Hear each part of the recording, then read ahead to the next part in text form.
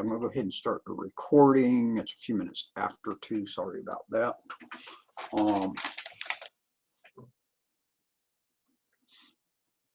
Things are jumping, and everybody expects me to supply information immediately.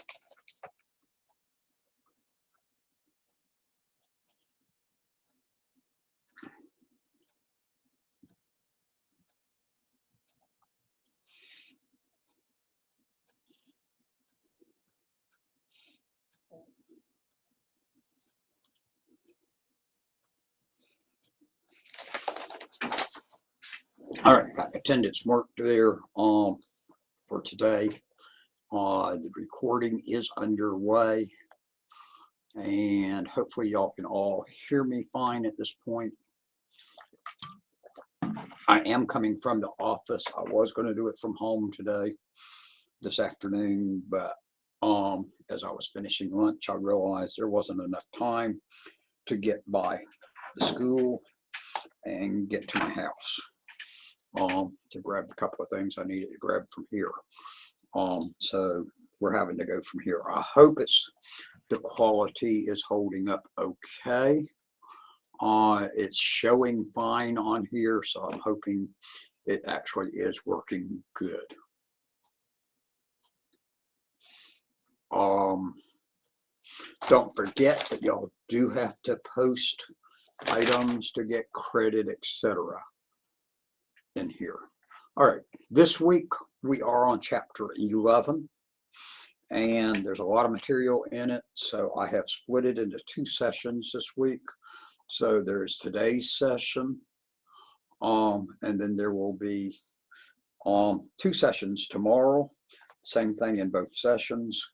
I'm going to go over the general part of IP version 4 today in here. That usually takes a good while to go through. And then tomorrow, in those 2 sessions, I'm going to cover subnetting in both of them. I did the same thing on Monday when I went through and covered on it. So now if you look at the list of key terms, there's hardly anything there listed for you, only 4 key terms for the chapter. But please don't read that and think that there's hardly anything to learn in this chapter. This chapter has a lot of material in it, so please be aware of that. So I'll be doing another session tomorrow that will be on subnetting. Now, as far as counting for your discussion, either one of the sessions, either doing today's or tomorrow's, will count. You don't have to attend both, although I strongly encourage you to attend both. Although I know some of you may not be able to get away tomorrow to listen in on it, to it live at either 10 o'clock in the morning or 2 o'clock in the afternoon. So I'm trying to work around on that with y'all.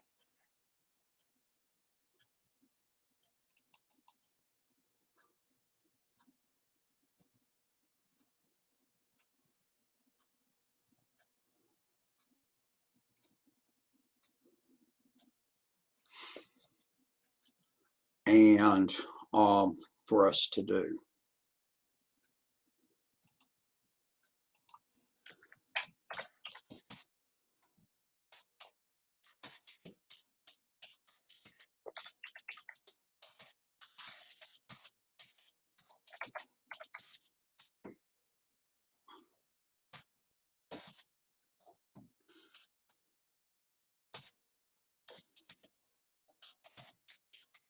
Give me 1 second. I've got an email I'm having to respond to for scheduling purposes.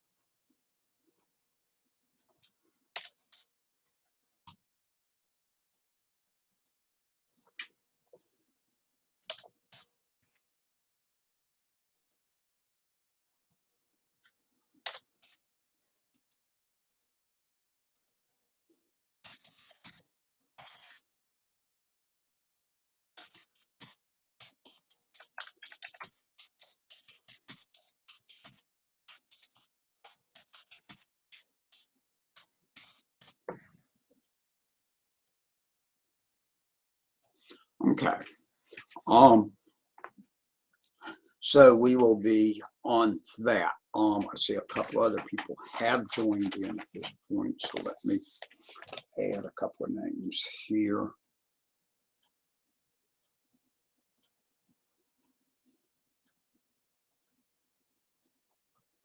So that everybody gets credit. I am a little bit behind on grading. Last week goofed everything up. I'm trying to catch up, but I'm still not full blast.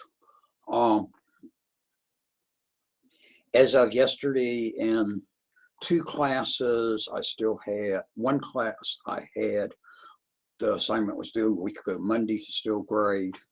In another class, I had the last few people to still grade on the assignment that was due a week ago Monday.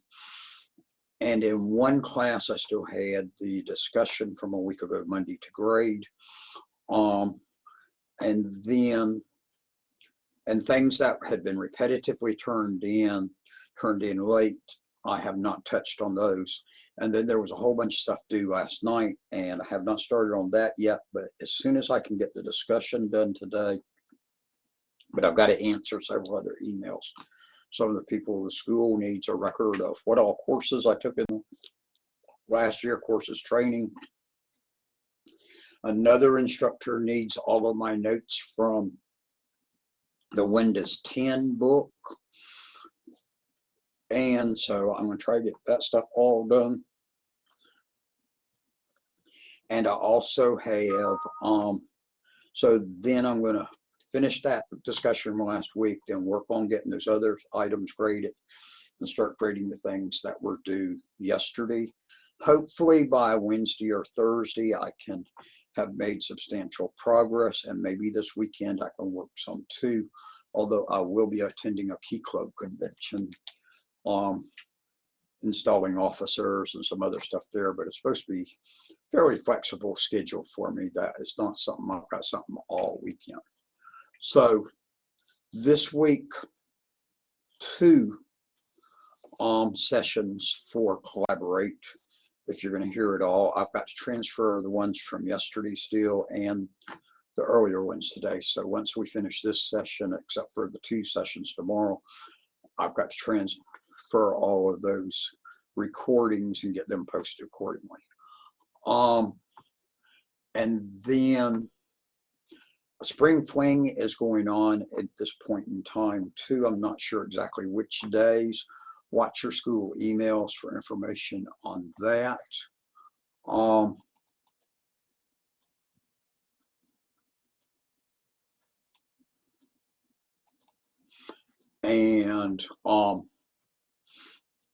That I encourage you to participate in if you're near a campus that's having the event when you can go to it. Again, I'm not sure which days that stuff is on. Registration for summer started yesterday, so you can be registering for summer courses now. If you are a cyber student, please get with Mr. Spurlock or me to find out what courses you should take, because it is very important concerning your electives. If you take the correct electives, as we suggest, then you have the potential to earn a number of extra papers. And I think that's all of the big items I know of right off. I may throw something else out at you in the midst of things. So on that note, let's look at chapter 11, and we're looking at IP version 4 addressing. Chapter 12 is going to get into IP version 6. There's a lot of things a lot easier in IP version 6 than 4, and so that chapter won't be quite as overwhelming as IP version 4. Subnetting is not there in IP version 6. Well, you actually do subnet, but it's real simple. You also don't have some of the other issues involved, and that so things will change on that. So with the IP version 4 addressing, they're going to teach you in the chapter about subnetting through the chapter also, and VLSM, which is variable length subnet masking. I'm not going to go into those today. Variable length subnet masking, I will go ahead and just give you a clue on it, is that is subnetting the subnet. And so that's what we're going to spend tomorrow on. And I'm going to use my pad particularly tomorrow. I may use it a little bit today to write all kinds of stuff on there. You're going to need to remember, and I will give a brief little reminder about how binary and decimal works. Because when you go to do the subnetting, you've got to know how to do that. So I will briefly touch on that tomorrow also. But please try to remember what it was I taught you in the previous chapters when we talked about number systems a few of them ago. So if we look at an IP version 4 address, I'm going to share my screen. I'm going to go to this whiteboard because I think that might help some. I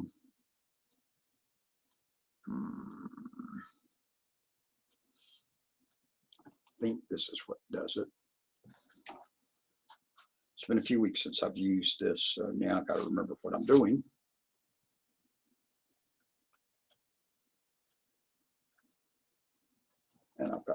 And it wants to go upside down on me always, so that doesn't help any trying to move the little pointer around. All right, so now we know how. I know it does work. So let me find the eraser.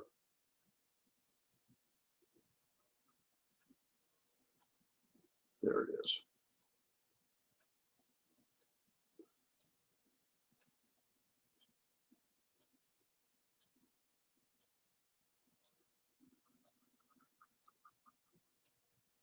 Wasn't the way I wanted to erase exactly, but it worked. All right, so if we're looking at an IP version 4 address,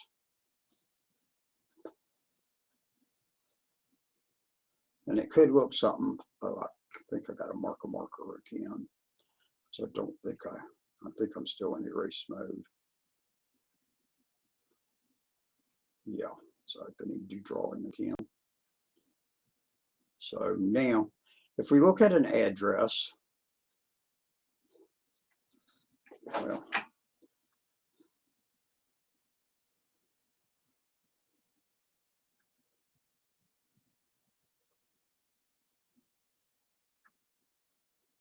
let's erase that again.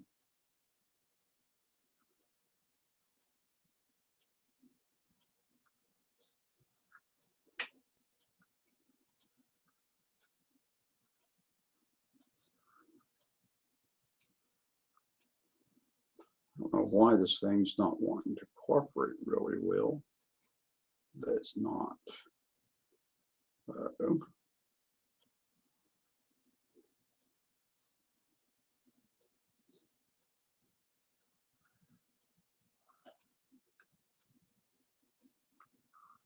I'm going to erase that, but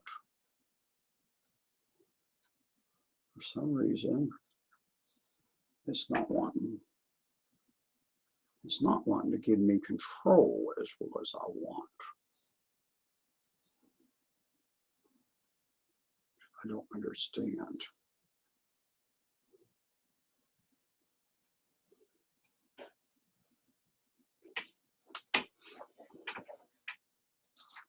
I think I was drawing on something different. All right, so now we'll erase that. And now I'm going to try to write again. If I can get back up here in the corner. Every time I get up near there, oh, I remember.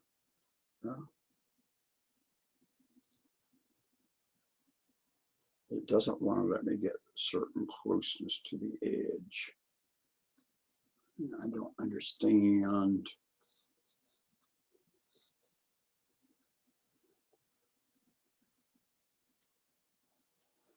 Why not?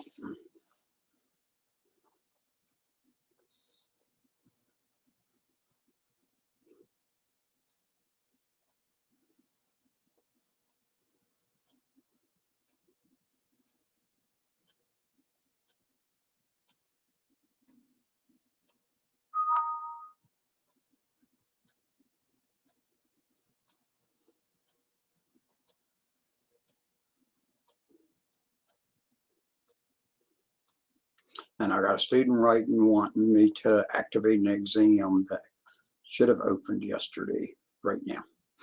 Now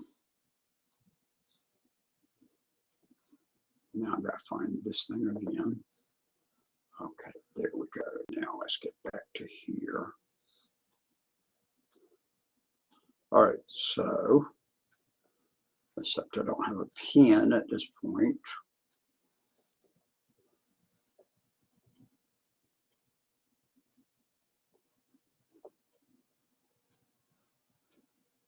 Never mind. That's not going to work for me right now. I'm going to have to play with that later and see what its problem is. All right, if we were to look at a number that is 192, so I'm going to stop the share because that's just not working.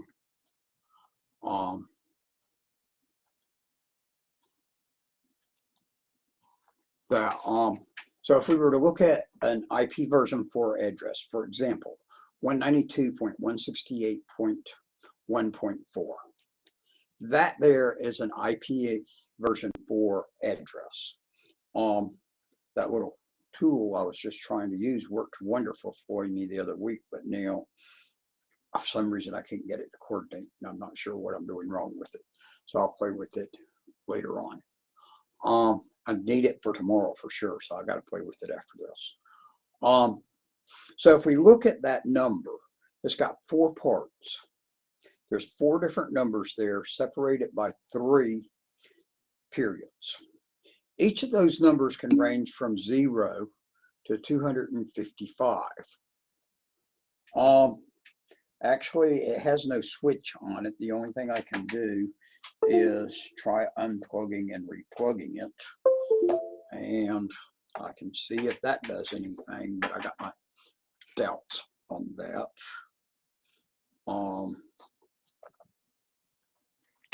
So I'll try the share again, but there is no power switch on it of any type. It just plugs in USB port, and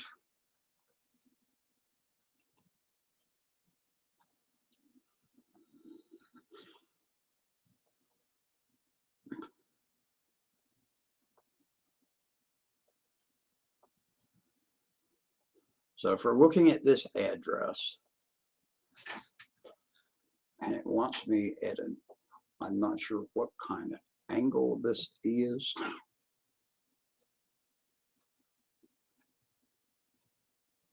Because it's drawing at an angle up to there. And then it wants to jump all around.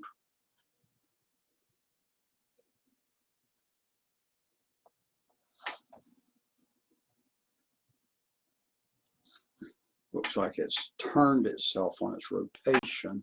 It didn't bother to tell me that. All right. That apparently is it. I had it sideways. So 0.3, 0.1.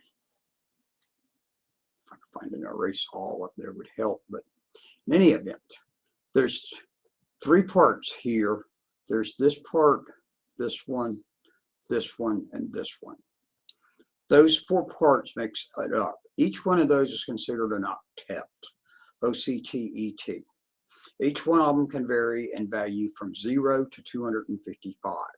If you think back to the binary, that's where those numbers come from, because that's just the decimal representation of 1 byte with all binary ones in it.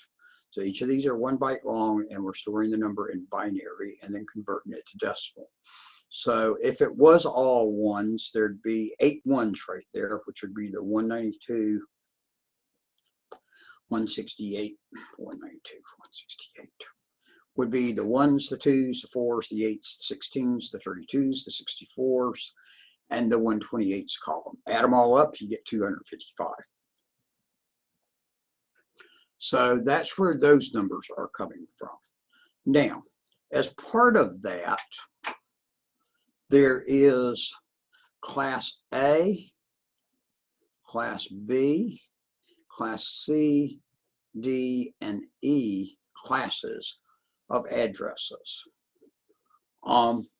And each one of those has a group of addresses that's associated with it. Class A addresses were addresses that ranged from 1 to 127, although 127 actually is a special one that it's a loopback address.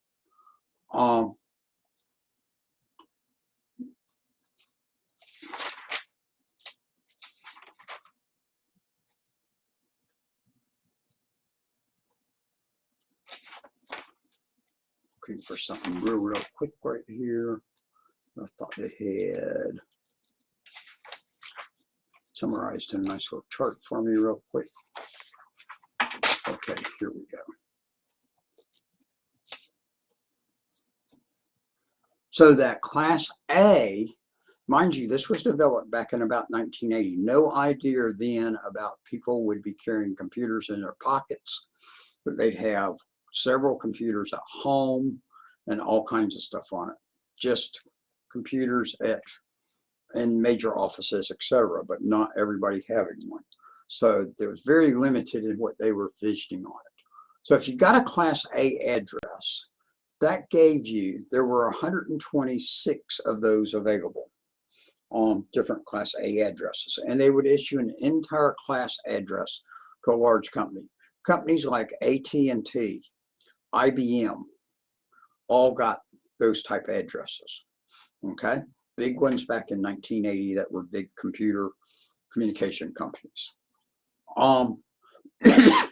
But with that came the fact that they got 16 million host addresses that they could use. Let me see if I can pull this off.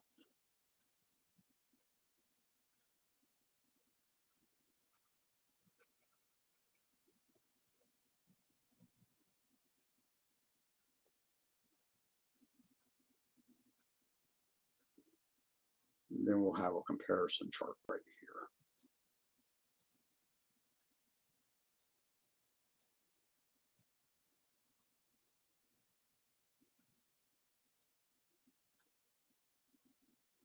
Okay, so with this, okay, put the pin pointer back.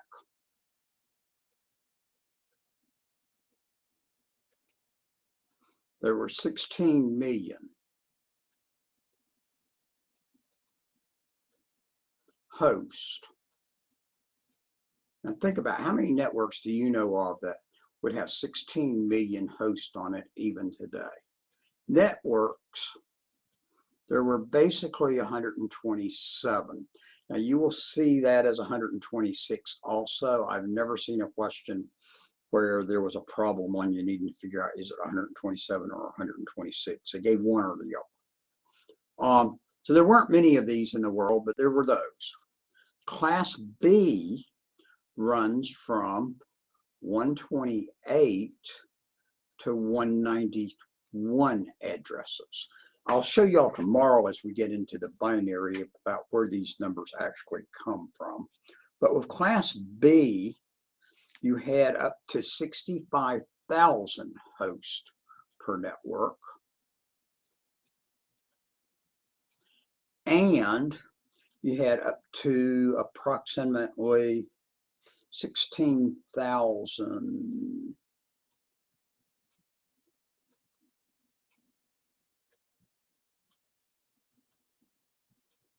Let me give you that number. That's odd.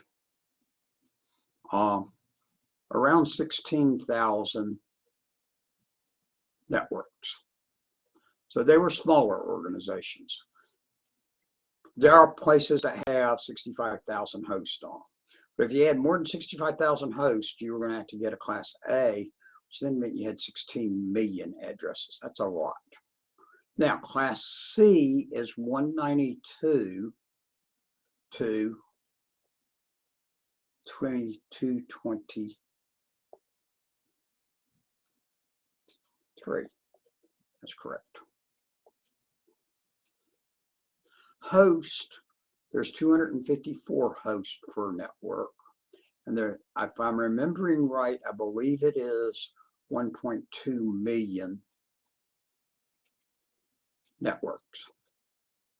Okay, it's definitely in the millions of networks.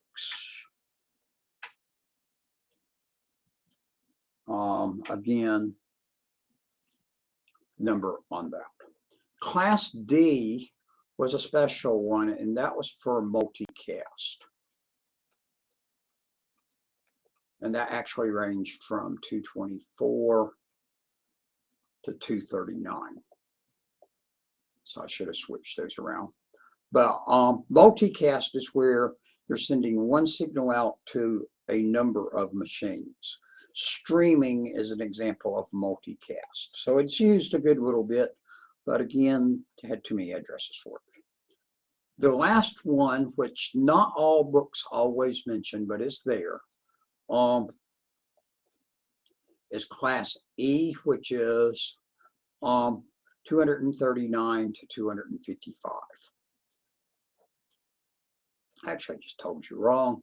That's 240 to 255. You're not going to see those addresses used. The Army and the government saved, and the U.S. government created the internet, and they created this whole addressing scheme too.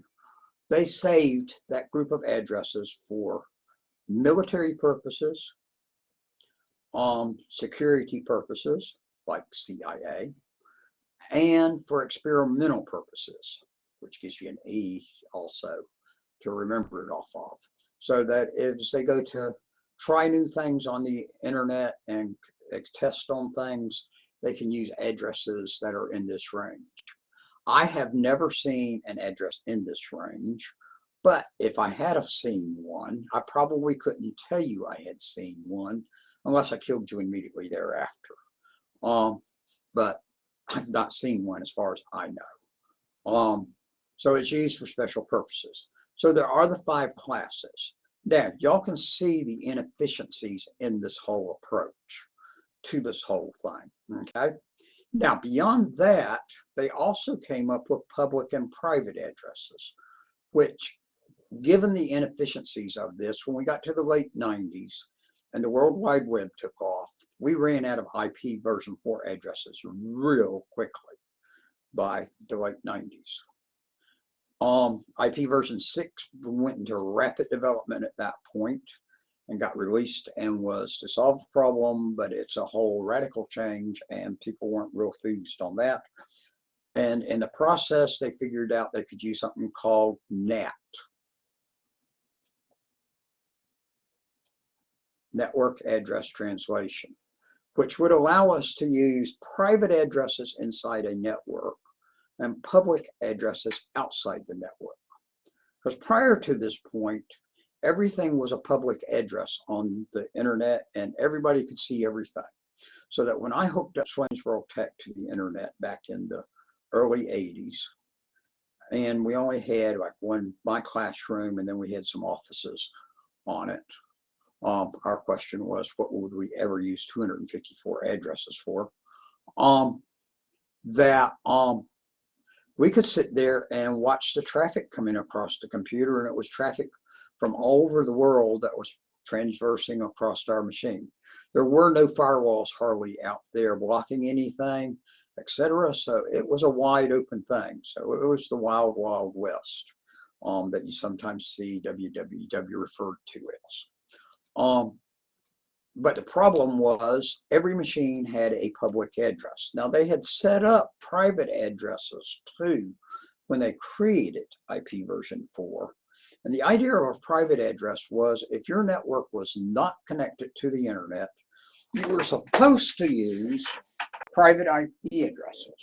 Public ones were the only ones that the regular internet equipment would recognize. If it was a private one, it wouldn't recognize and just ignore whatever the message was. In actuality, you could use either one on a private network if you weren't connected to the internet, because nobody else ever saw your traffic anyway, so they didn't care what kind of numbering you used.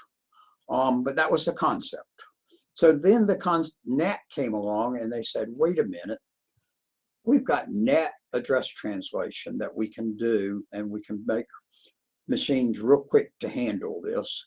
and use inside the network private addresses, have one public address for the network instead of having to have hundreds, thousands of addresses, just one public and a whole bunch of private inside.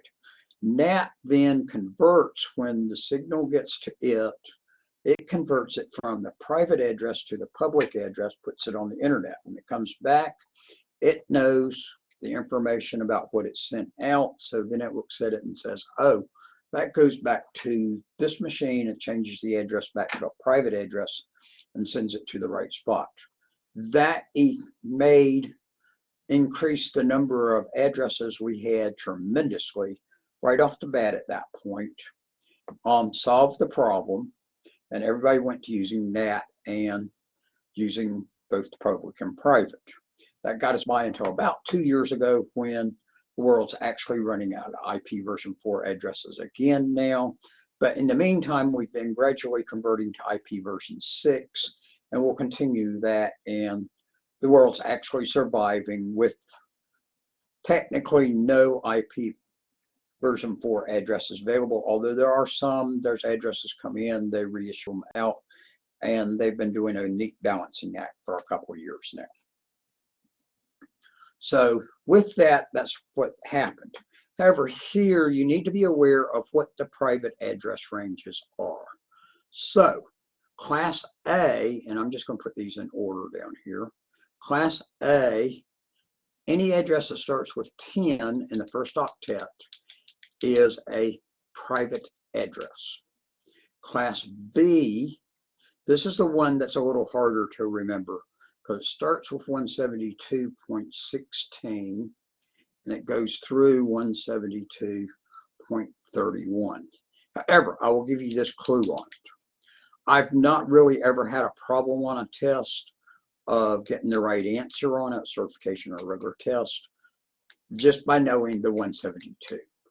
I've not seen them get picky about that 16 through 31, although you can learn that along the way. I have gradually learned it over time, but it took me a little bit of work to do that. Class C is 192.168. Believe it or not, that's a 6 point whatever, okay? And then the rest of the address applies. Now, the other piece is, so you'll use public and private, and you need to be aware about the privates, okay?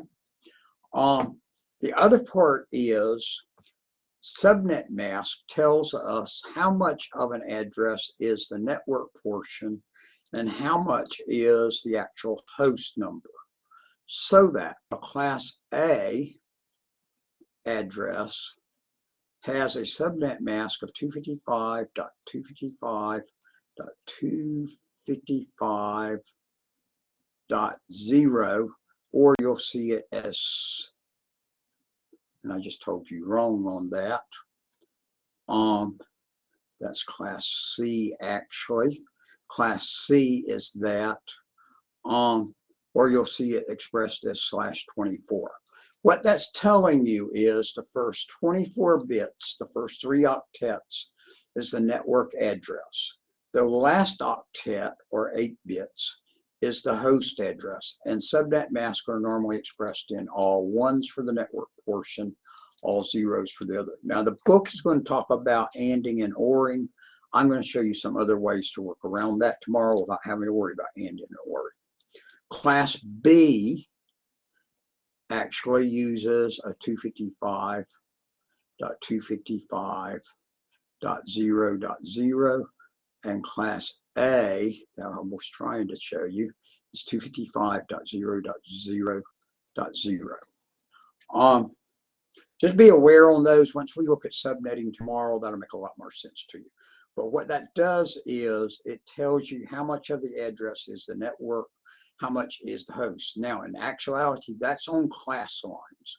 Now, in actuality today, we don't do stuff very much on actual class lines. So you'll see other numbers in there that are smaller, but it always ends in 0s and starts with things that would be binary 1s. And so we don't necessarily break on these octet lines. So that's that part. Now, Next one is, be aware of that there's 3 different types of packets that are sent out there, okay, of packet data units that are sent. There is unicast ones, so we've got unicast type things we're sending out. We've got broadcast and we've got multicast. Unicast says this message goes to one machine, so it has a single address on it. Well, actually, I have 2. It's got a single source and a single destination. We're concerned with the destination, truth being, but you've got one of each. Where did it come from? Where is it going to? And these are packets. A broadcast is a packet that is sent to every machine on our network. With that address, it's a little bit different. It is going to have, in the host portion of it, all binary ones. So a broadcast address always has, for the host, all binary ones, and has the network portion in the other part. So it says, this is the network it belongs on. It goes to everybody. There is no host that has an address of all binary ones. And we'll see that more tomorrow. The third one is multicast, and that's a packet that's being sent to multiple destinations, just like I already mentioned to you over here on this one. And so multicast ones go to multiple destinations. So unicast goes to one, broadcast goes to everybody, and multicast goes to a select group. And then they talk a little bit about, they also mention network addresses. You can also, and we'll definitely use this tomorrow, you'll have network addresses, host addresses, and broadcast addresses. Broadcast addresses here is just like we just said about broadcast addresses. The host is all binary ones, and then the network name. The network address has the network portion, which tells us which network it belongs on, but in the host portion, it has all binary zeros, which is not a host address. So it's just giving us just what the network address is. And we'll see that as we draw some charts tomorrow. And then the other is the host addresses. Let me see what was popped up. No, don't hold yourself on that 255. I'll come back to that in a second. About is 255 used mostly for subnetting. So then,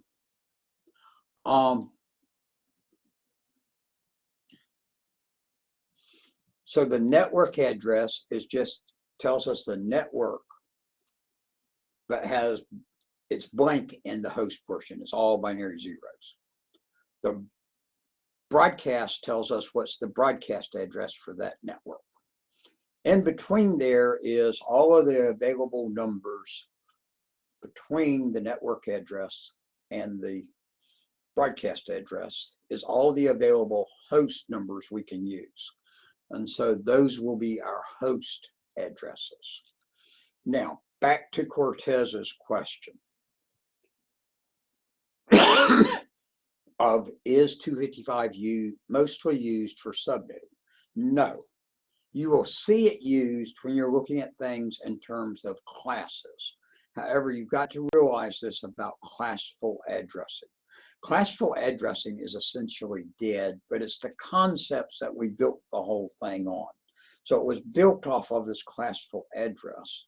But today, you're not using classful addresses because you would never give somebody a Class A address. Now, I think there is one organization in the world that still has a Class A address, and I think it's AT&T. When they gave these out back in the early 80s, they actually gave the organizations the set of addresses. They didn't lease them to them. When they went to pull them back in the late 90s, when we changed how we did this and went classless and just issued people the number of addresses they really needed,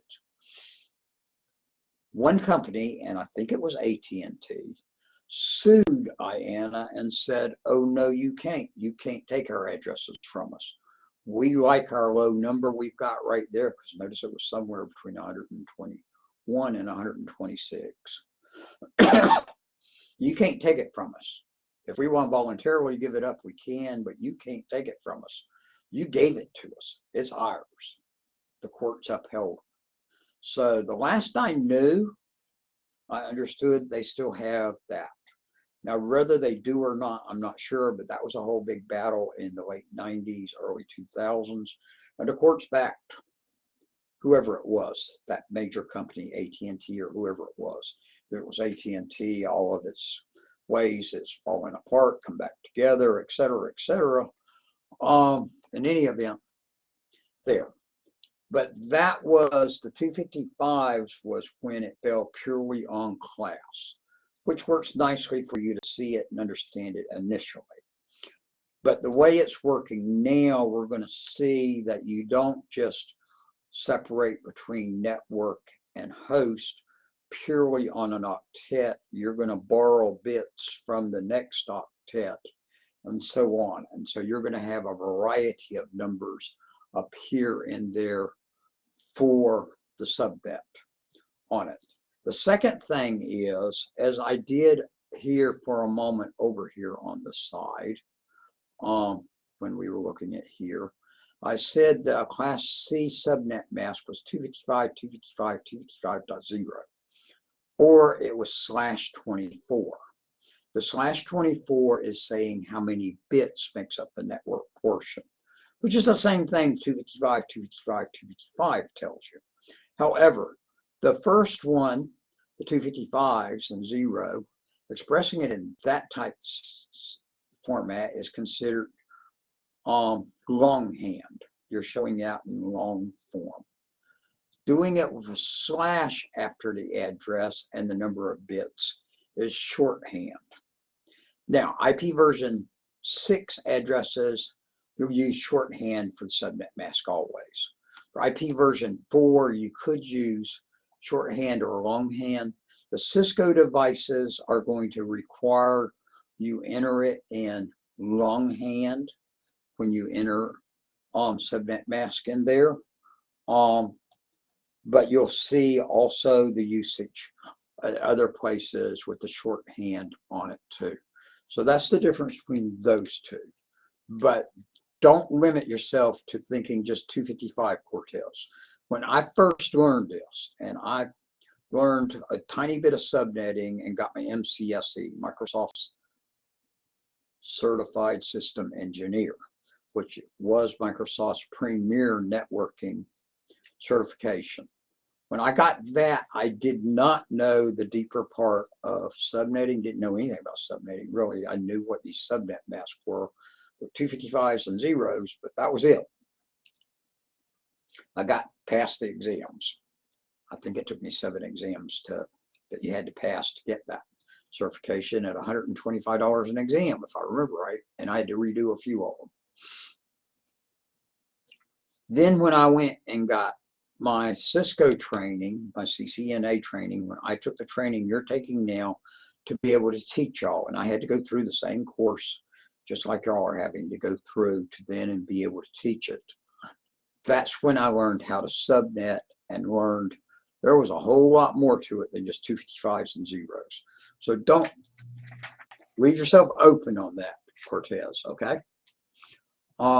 Again, like I say, they mentioned about logical ands and ors. Don't worry about that at this point. I'll teach you my way of teaching you how to do this stuff tomorrow. If you can't watch it live, watch the recording. The routing is just where we're taking stuff across our routers to take it from one network to the next, and it will use that network address. So then they talk a little bit more on classical addressing. You'll notice they call it legacy throughout, but it is still the foundations of it. So that's why you need to be aware of it. And then they mentioned broadcast domains, which is where it's not broken up into smaller domains off of that. A router will segment broadcast domains. A switch will segment collision domains. But a broadcast domain says if you want to send something out as a broadcast to every machine on there, it only goes on its broadcast domain, which is only those devices that are hooked up for that network to that router. So you don't want real large broadcast domains, or you can have way too much traffic on there and it'll slow it down. And then they mentioned about segmenting them, which is what we're going to do with the subnetting. And then they show you some on how to subnet. And I'm going to go through and teach you all of that tomorrow.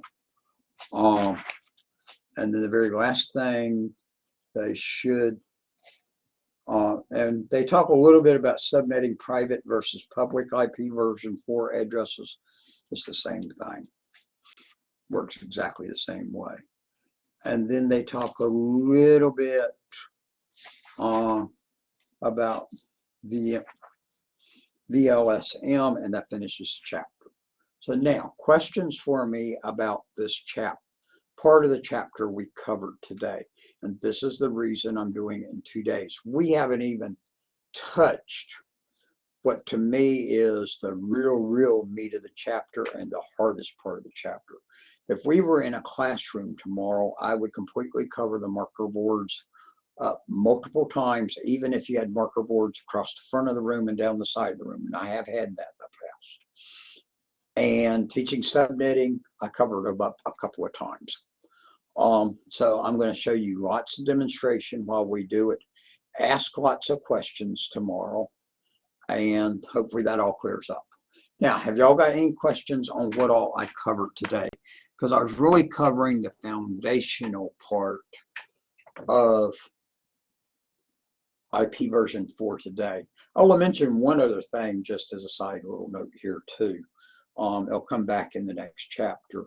We said about loopback addresses being 127. That's where your ability to test a network connection. So you can see, can I actually hit my network card on my machine by using the loopback address and using that as the address you're sending to. And what you're doing is you're just sending it to its connection to the outside. And so you can determine, does your card actually work? Well, if you notice right there, there's a problem right there, that there's 16 million of those addresses they reserved back then. So that was a way straight off. You only need 1 or 2.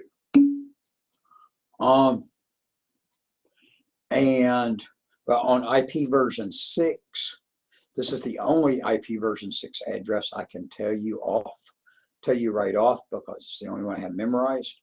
It is ::1, which means it's 31 binary zeros followed by binary 1. And that's the loopback address in IP version 6.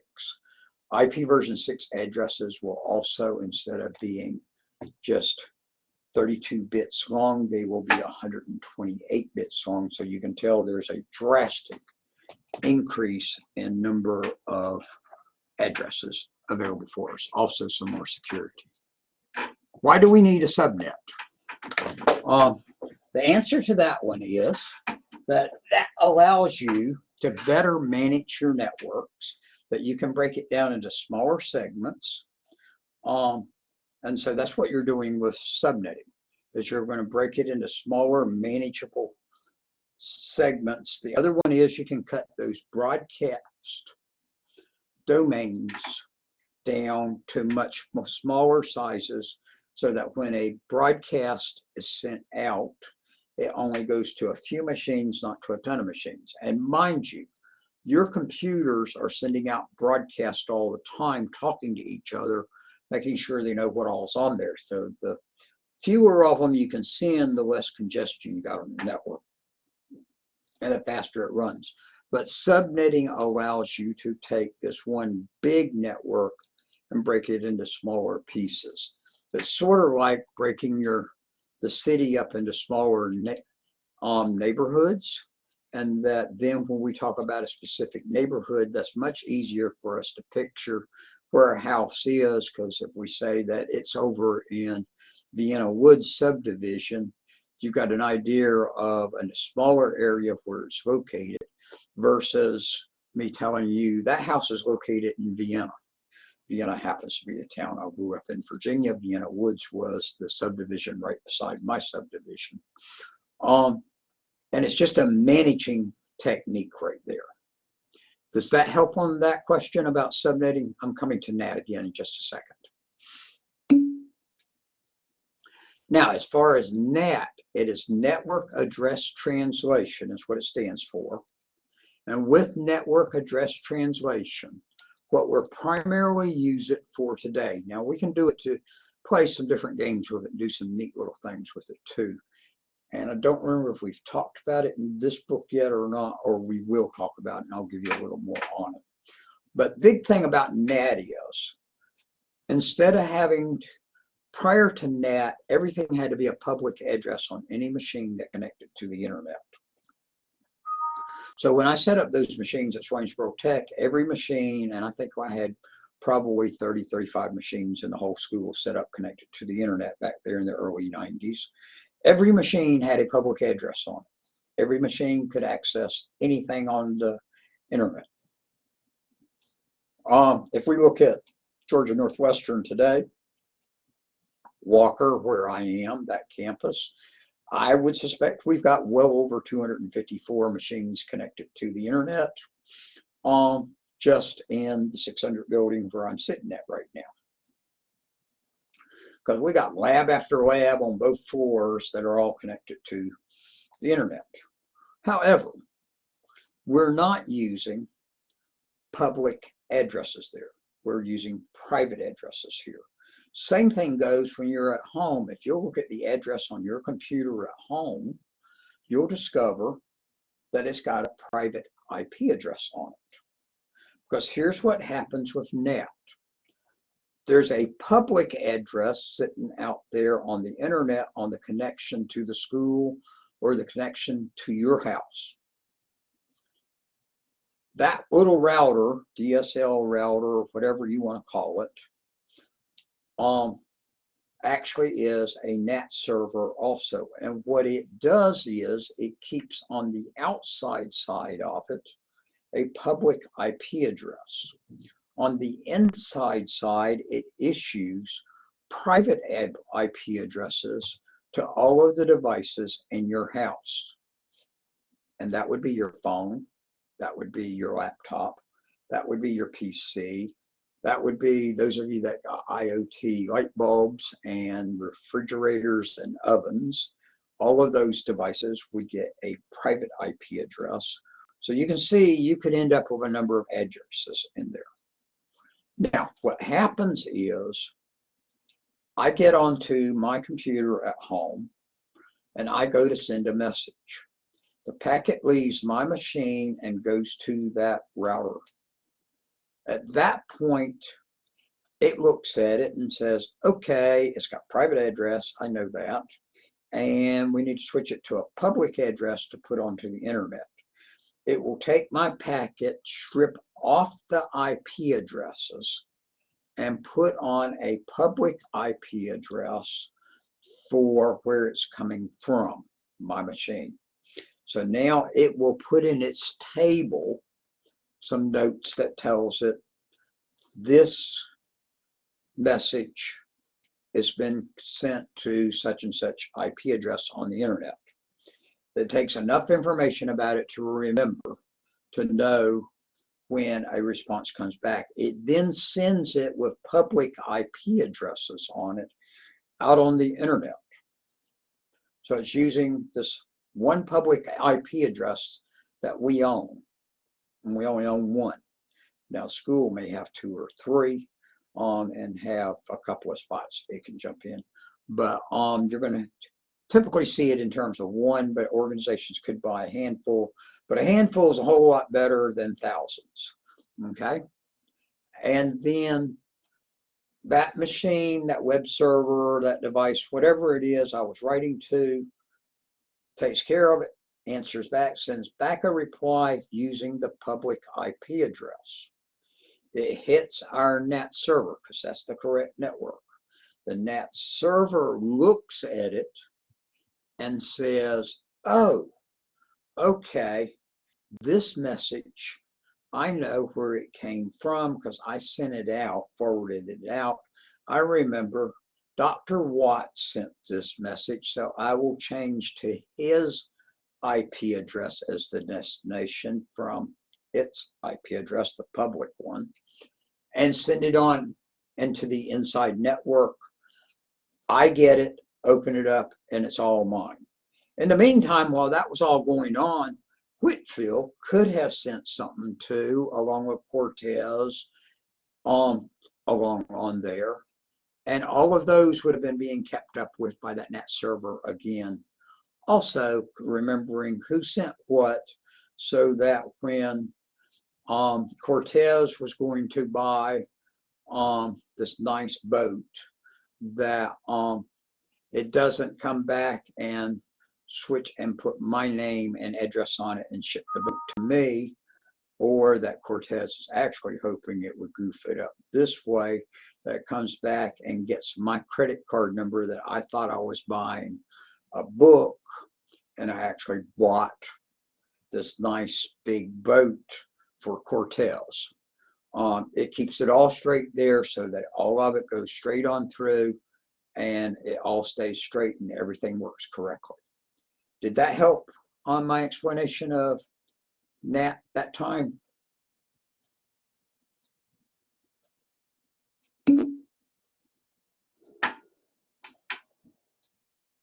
Yeah, it's keeping some, I'm not sure if it's a table or what.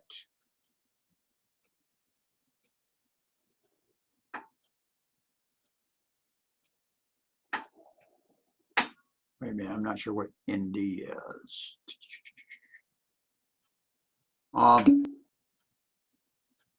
Yeah, it's keeping a table of stuff like ARP or like we mentioned about on DNS maintaining table. It's maintaining some type of table-like thing. I'm not sure if it's exactly a table or exactly how it maintains it, but it maintains a file there that it keeps track of the traffic so that it knows what went where and where to send it back to when it comes back. And exactly how much information it keeps, I'm not sure. I've never seen on that, but obviously you just got to keep a certain amount of information on it to be able to keep all of that stuff straight, because you and I could both be out there shopping Amazon to buy a book right now.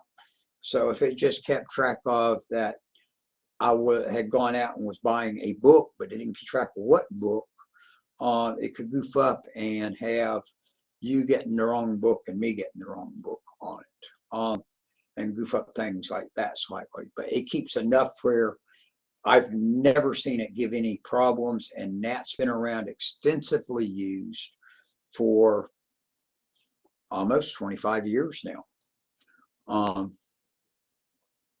So it's very efficient on that. Okay, any other questions on it? And I hope that description does help. I'm trying to give y'all some real life things to sort of picture it better, because if I just give it to you in computer terms, that can get boring, and also trying to picture what in the world I'm talking about. Okay, so that's where I keep trying to break it down to simpler things and make it clear on that. Things that also helped me on it, okay, to keep me track of it. Any other questions? If not, I'm going to wrap this session up because we have run an hour now today. But I think I've helped y'all a good bit. I haven't looked any further at it from when I answered you this morning. I would, if it's the only place you're having the problem with is in the packet tracer course, I really wouldn't worry about it, William, because the score you make on that test is not significant. The significance is that you did the test. All I'm recording is if you do the complete the stuff in there and you have to do the test, but you don't have to make 100 on it or anything to get a completion marked on it for it to show completion and then print your certificate. And for what I'm going to give you in the grade book in our class for it, for having done it, is if you've completed it and it shows it completed, and I don't think there's even a minimum score you have to make on the test, that if you made a 50 on the test, you did the reading and you did the feedback, course feedback, that it'll show up as complete, and I will give you 100. And that's all I'm doing, is just giving hundreds if people get marked as complete. If they don't get it complete, then they get a 0.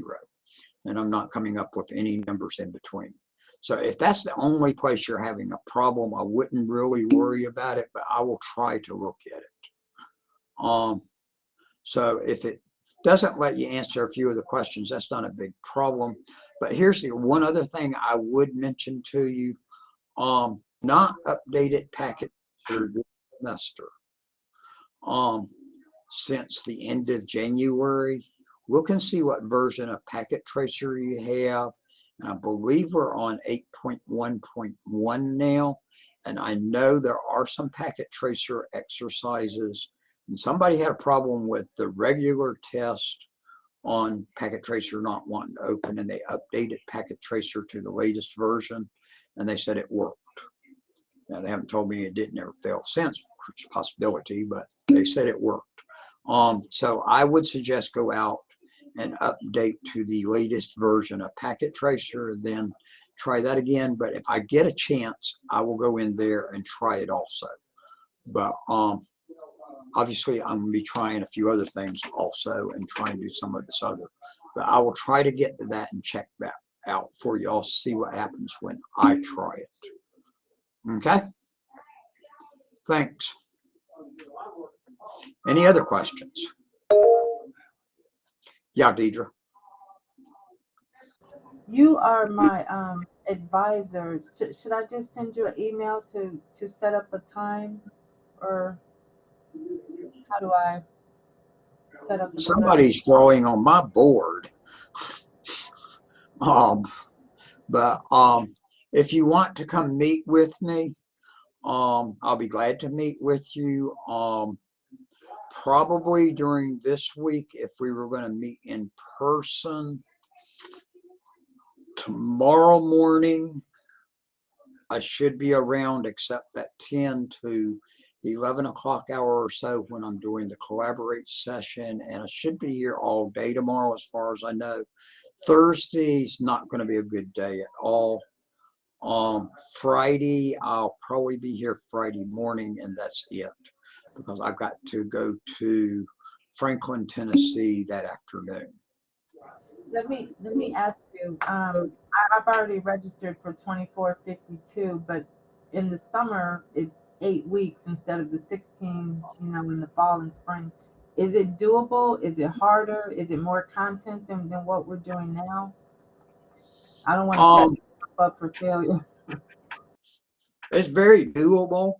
To me, the way the courses are now at Cisco, the second course is not as difficult as the first.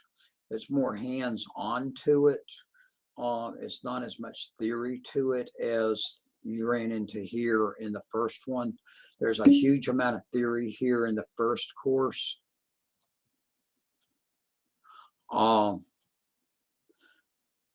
Somebody's having fun. I didn't know. I guess I did. I think I shared it where I shared it with everybody, so that would make sense that y'all could draw on it too. But I've never seen that before on it. But so I think it's very realistic. Students do well with it each year on it. Now, as far as your class load for the summer, generally our suggestion is to students is to take a course less than what they take during fall and spring because it is 8 weeks. That's what we've got all the CIST classes set is. And so that's that way on that one. And that's partly, I'll go ahead and tell you that there's 2 reasons that I like doing 8-week classes in the summer. We've got a choice of 5, 8, or 10-week sessions. I did 5 weeks one summer. We switched from quarters to semesters. And I said, never again was I going to teach normal classes in 5 weeks. Now, I've taught for some other schools where I taught 6-week classes, but that was the way their schedule was built. And they had their classes built around on that for it, and it worked fine. But try and teach one of our classes that's really designed better for 16 weeks and 5 weeks is murder. Both on me as instructor and on you as student. So no, I don't teach 5-week classes. 10-week classes is the longest they've got for the summer. That's about 2/3 of what your normal classes are, 15 to 16 weeks. And that's okay. But if I do 8-week session, here's the advantage, and actually plays to y'all's advantage too. One is, it's easy for me to set the courses up because what we're going to do is in 1 week, we'll do what you normally do in 2 weeks. So that's an easier management thing for me in terms of the classes. Second one is I'm supposed to take my leave when there's breaks between semesters, when students are out. If we do a 10-week session, that gives me about a week and a half, I think, that I can take off at the end of summer before fall starts. And I have about a week and a half in May I can take off. Maybe I think it's a week this time, and so on. If I set it as an 8-week session, I've got 2 more weeks I can take off if I want. I don't always take it off. I don't usually take it off, but I may take some different days on it, and it's a little bit slower pace on it. That also means it's a break for 2 additional weeks for y'all on it. So you get a break also in there between semesters. So I think, so that's why I have been an advocate of 8, and it's fully manageable. But here's my warning to you: if you are in Cisco or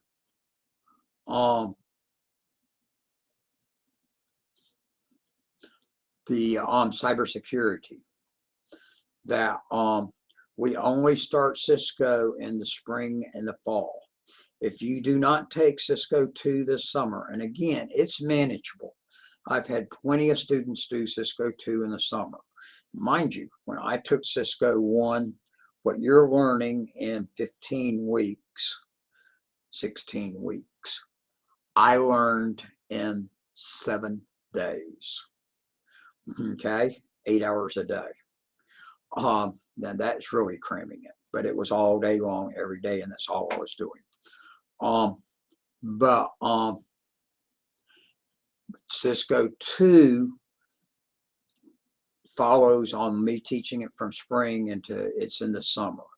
If you don't take it this summer, you're going to have to wait till next spring to take Cisco 2. So let me give you a warning on that one. You might well. And here's the other part. You've got your feet wet now on networking. You know into what you've gotten into now. If you go and skip it now for a semester, couple of semesters, you're going to get your feet wet again, because your feet will have dried off, your whole body will have dried off, and you got to get wet again. And do you know how cold that pool water is? Remember back in the first week of trying to get into the network pool and get going this semester, and how hard it was jumping in? If you can cut back to 1 class, that might be what you might want to do. Some of you may want to only do just the Cisco 2. But the other part, like I say, for you is 1 has a whole lot more material in it than any of the other 2 classes. 2 has less, but 2 still has a decent amount, but it's a lot more hands-on. This class is a lot of theory and very, very little hands-on. The hands-on sort of just to give you something to do. In 2, the hands-on is going to be specifically teaching you what you're learning. So yes, Deidre, 2 is configuring. You're going to be going more into that and getting, and you're not going to be dealing so much with the theory. You're not going to be bogged down trying to remember the OSI model and trying to remember all of these protocols as bad like you did in this course. 3, I will go ahead and tell you this on it. Cisco does this all the time to me, and I gripe all the time. 3 is going to be, you're going to sit there and go, when we get to fall semester, you're going to go, Dr. Watt, I am bored. We don't have hardly anything to do here in Cisco 3. They've always, for some reason, put the most stuff in the first course or 2 and put very little stuff in the last 2 courses. And I keep telling them, you need to distribute it better. And they go, we will. And they end up putting more stuff into the first course. A little bit of hands-on in there, I think it's really nice to help keep you involved. And so, but that one you're going to find is a lot lighter. But I think you'll find also Cisco 2 is lighter than Cisco 1. Some of you, I told you before you took Cisco 1, and I may have even told y'all in this class the first day or 2. Cisco 1 to me is your very hardest class you will take in the networking curriculum, and it may be, and it will be one of your hardest classes if you're in cybersecurity. The rest of the Cisco classes build on this huge foundation they built in 1. 3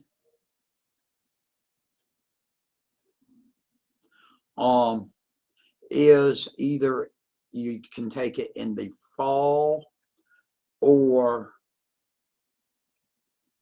summer.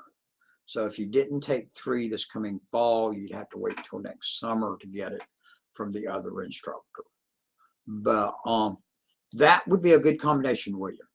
Combination of installation and maintenance and 2.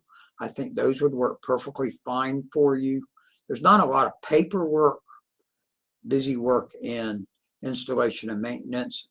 You've got a lot of labs that you do in installation and maintenance that you're going to be sitting there doing in test out, and where you work through the lab on test out. And then you got some tests in there.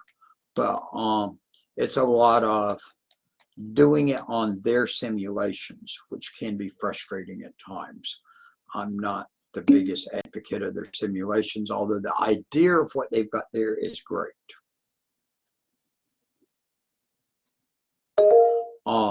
So I think those 2 would be a really good combination for summer, William. Okay? Yeah, Deidre. One more quick question. At what point would you advise someone able to sit for the networking certification testing? Should we get through all 3 Cisco classes or even further in the program before we attempt that? Okay, now I'm going to assume you're asking about the Network Plus company and Network Plus certification. Yes. Okay, because there's several different certification you're actually preparing for. Okay, once you finish this course, the first Cisco course, you're essentially prepared to go take the Network Plus exam. You might want to wait until after the second course, but almost everything that's on the Network Plus exam is we have covered in Cisco 1. Cisco used to have that mentioned as one of the things that you did, that you were prepared at the end of Cisco 1. Because you have gotten, you'll know your basic protocols. We've talked about those already a good little bit, and we've got more to talk on. you know about port numbers, you know the OSI model, you know the TCP/IP model, you know all of those basic things. I would encourage you to find some review articles or some practice tests, and there's some practice ones you can find sometimes free out there on the internet, and go through and try some of those questions and type things. They used to put in the Netacad materials a practice test for Network Plus, but I don't believe they do anymore. Now, once you finish the third Cisco course, that should have prepared you for CCNA. However, I would do a little bit more studying and review on it, because that is a hard test. The Network Plus exam, I believe, if I'm remembering right, and I just took it last fall, if I'm remembering right, it's a score, the score on it will range between 100 and 900, and I believe 750 is passing score on it, which really gives you a passing score around 70%. Okay, because CompTIA uses that 100 to 900 range. I don't remember, and it may be 700 on second thought. I made above on it, whatever it was. If it was 750, I made like 780, 790. If it was 700, I made like 730, 740. I don't think I made a whole lot higher. But when I take certification exams, my only goal is pass. Because if you look at my transcript of certifications, all they say is pass. They don't give you a score on it. The only place you see the scores on the score sheet. Beyond that, it doesn't appear on anything. It's not on your certificate or anything else. It's sort of like, what do you call the person that graduates last from the medical college? Anybody know?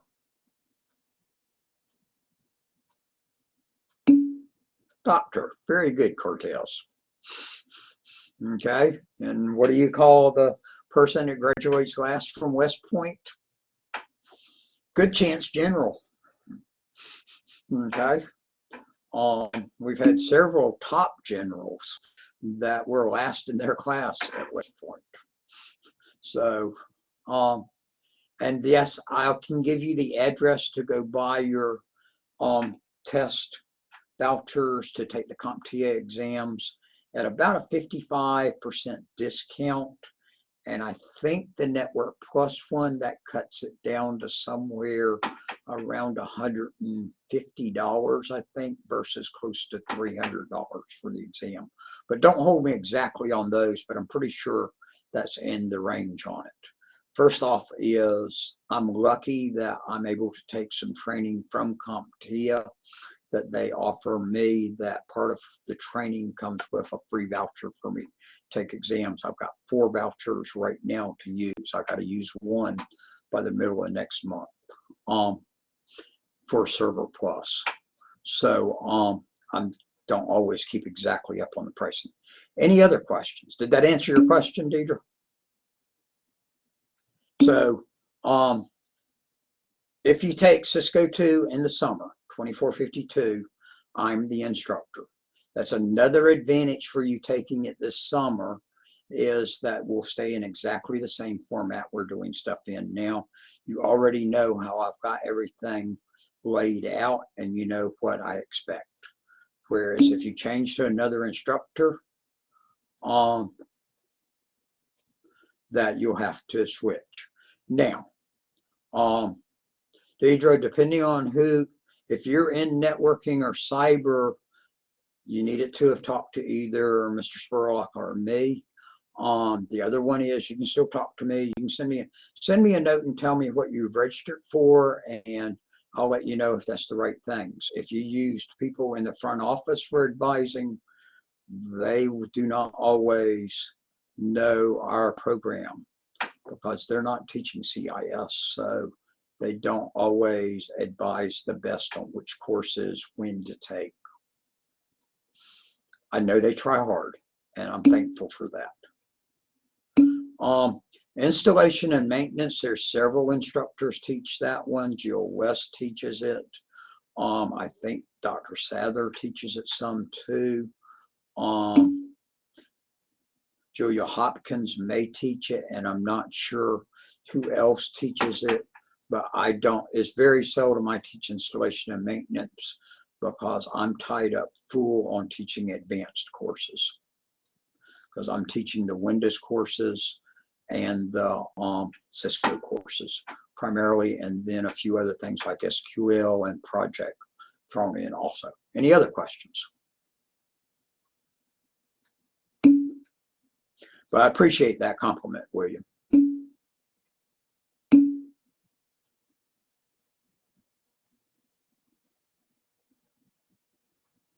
But I will be the one teaching 2452 this summer. I can tell you that one for sure. There's only a couple of us that are eligible to teach that. And one of them is just as a backup in case something happens to one of the two of us that normally teach it. Because Jane Carney and I are the two that normally teach the Cisco courses and have for years. I've been teaching Cisco here at this school since 2008. And I think she goes back to 2001 or 1999 or something like that. Any other questions? We've eaten up another 30 minutes. I've got to make a phone call and stuff real quick. All right, if there's not, I'm going to stop the recording and tell you I will see y'all tomorrow.